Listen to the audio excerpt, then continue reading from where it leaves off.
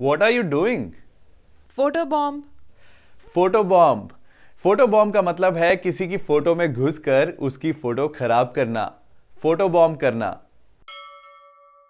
जो इंसान अपने काम में, अपने स्टाइल में थोड़ा अलग हो, कुछ हटके हो, उसके लिए आपको एक मॉडर्न इंग्लिश वर्ड सिखाता हूं। वो वर्ड है ऑफ बीट। अरे यहां बीट का मतलब पीटने वाला बीट नहीं है, यहां बीट का मतलब है ताल। सो वो इंसान जो ताल से अलग चलता हो, कुछ हटके चलता हो, भीड़ से अलग रहने की कोशिश करता हो, उससे कहते हैं ऑफ बीट। सो आप कह सकते हैं अव्वल इज ऑफ बीट, या फिर वो मूवी कुछ हटके है, that movie is off beat. ख्याली पुलाव मत पकाओ, don't build castles in the air. इसका मतलब है कि ऐसी बड़ी बड़ी बातें मत सोचो जो असल में होने नहीं वाली। Don't build castles in the air. We are all set for the festivities. हम फेस्टिविटीज के लिए पूरी तरह से तैयार हैं। पर यह फेस्टिविटीज का मतलब क्या है? किसी फेस्टिवल से जुड़ी तैयारियां, किसी फेस्टिवल से जुड़ी सेलिब्रेशंस, यानी किसी फेस्टिवल से रिलेटेड जो भी हम करते हैं उन्हें फेस्टिविटीज कहा जाता है। अवल, ये लो काढ़ा पियो। काढ़ा? साक्षी मुझे जबरदस्ती ये काढ़ा पिला रही है। Sakshi is making me drink this decoction. इसमें दो चीजें सीखने वाली हैं। पहली ये कि मेकिंग मी ड्रिंक का मतलब है कि जबरदस्ती पिला रही है, फोर्सिबली पिला रही है। और दूसरी चीज काढ़े की English, decoction. Sakshi is making me drink this decoction. English word regret का मतलब है पछतावा होना, अफसोस होना। जब हम रिग्रेट के साथ किसी वर्ब की आईएनजी फॉर्म लगाते हैं तो इसका मतलब कि हम किसी पास्ट की बात के लिए, किसी बीते हुए वक्त की बात के लिए अफसोस कर रहे हैं, पछता रहे हैं। I regret losing her. मुझे उसे खो देने पर अफसोस है, पछतावा है। I regret watching tiger Shroffs movie. मैं टाइगर श्रॉफ की मूवी देखकर पछता रहा हूं। I regret spending all my money. मैं अपने सारे पैसे खर्च करके पछता रहा हूं। मुझे टीवी देखे हुए जमाना हो गया। It's been ages since I watch TV. यहां इट्स बिन है short form it has been की। It has been ages since I've watched TV.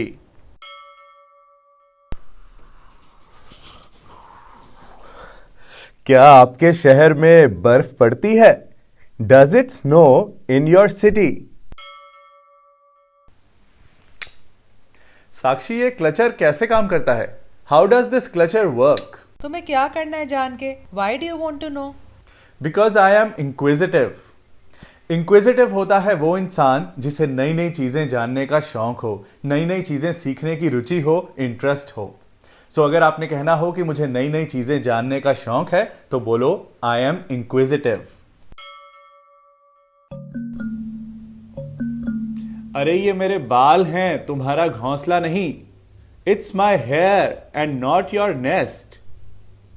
कहीं ये यहां अंडे ना दे दे। I hope it doesn't lay eggs here. आंसू बहाने से कुछ नहीं होगा। Shedding tears won't help. आंसू पोंछो और खुश हो जाओ। Wipe off your tears and be happy. आज मैं आपको एक ऐसे इंग्लिश वर्ड के Sakshi passed by. Passed by का मतलब है कि पास से निकल जाना, आगे से निकल जाना, बीच में से निकल जाना। Past by. जब हम शिमला गए थे तो हम खूबसूरत पहाड़ों में से निकले। When we went to Shimla, we passed by the beautiful mountains. और जब आप कहते हो passed away तो इसका मतलब है कि डेथ हो जाना, मर जाना। My grandfather passed away in 1990. मेरे ग्रैंडफादर की 1990 में डेथ हो गई थी। और passed out का मतलब है बेहोश हो जाना। He passed out after a few drinks. वो कुछ ड्रिंक्स के बाद बेहोश हो गया। अवल, आज मैं इंग्लिश सिखाऊंगी। Today I will teach English. English सिखाना बच्चों का खेल नहीं है। Teaching English is not a child's play. जब कहना हो कि बच्चों का खेल नहीं है तो बोलो not a child's play. English सिखाना बच्चों का खेल नहीं है। Teaching English is not a child's play. Guitar बजाना बच्चों का खेल नहीं है। Playing the guitar is not a child's play. Sakshi, मेरे लिए थोड़ा पानी गर्म कर दो। Please heat some water for me. अपने आप करो, डू इट योर सेल्फ।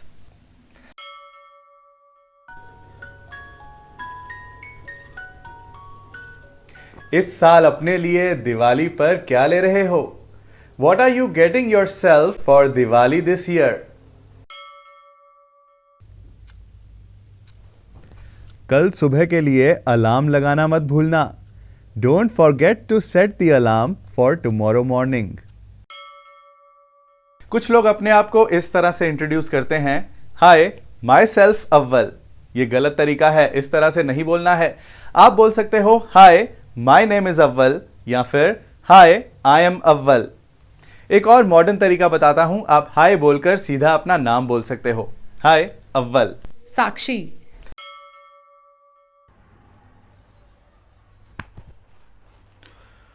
मैं टीवी देखते देखते सो गया। आई फेल asleep वॉचिंग टीवी। क्या हुआ साक्षी? मैं बोर हो रही हूं, आई एम गेटिंग बोर्ड। चलो मैं तुम्हें बाहर डिनर पे ले चलूं। Let me take you out for dinner. कहां?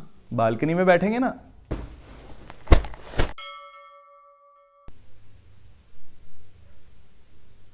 दिन ब दिन सांस लेना मुश्किल होता जा रहा है। It's getting harder to breathe day by day. Sakshi, तुम्हें पता है मैंने 300 स्टेप्स कंप्लीट किए। I completed 300 steps. I completed 500 steps. तुम हमेशा मेरे से एक कदम आगे होते हो। You are always one step ahead of me. बात को समझने की कोशिश करो। Try to understand. मुझे समझाने की कोशिश करो। Try to. मुझे समझाने की कोशिश करो। Try to make me understand. मुझे समझाओ, मेक मी अंडरस्टैंड। उसे समझाओ, मेक हिम अंडरस्टैंड। और जब कहना हो समझो तो कहते हैं प्लीज अंडरस्टैंड। अवल, आज तुम फिर ऑफिस में लेट हो गए। Again you got late at work. हाँ यार, सब चले जाते हैं और आखिरकार घूम फिर कर मुझे ही काम करना पड़ता है। Everyone leaves and I and up working. मैंने कहा एंड अप, इसका मतलब है कि घूम फिर कर आखिर में ऐसा हो जाता है। जैसे मैं कहूं, हम जब भी बात करते हैं हम दोनों की बात झगड़े पे खत्म होती है। Whenever we talk, we end up fighting. अगर आप अपने करियर का चैंपियन बनना चाहते हैं तो मैं लेकर आया हूं English course for career success, जिसमें आपको मिलेगा email writing skills, how to handle meetings, deliver presentations confidently, phone conversation skills, how to talk to customers, colleagues and bosses.